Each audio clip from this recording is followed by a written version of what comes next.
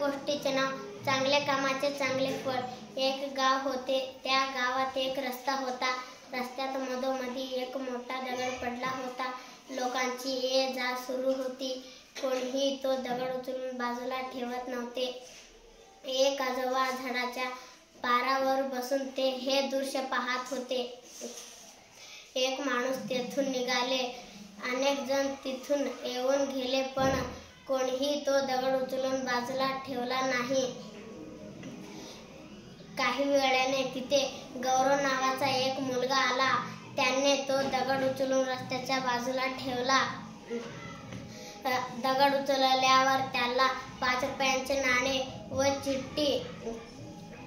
चिठ्ठी दिसली। तिथे काही मुले-मुली गोळा झाले। हे बघून आजोबा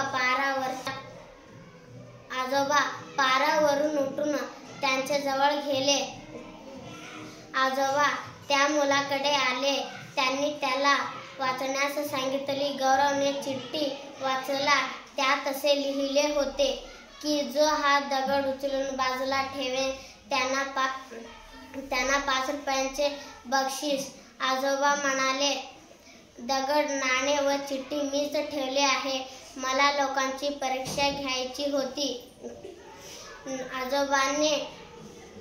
आजोबाने ते नाणे व चिठ्ठी गौरवला देऊन तेथून निघाले। गौरवला खूप आनंद झाला। त्याने तो घरी आला।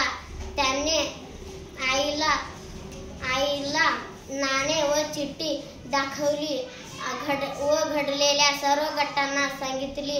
आईने गौरवला शाबासकी दिली व म्हणाली,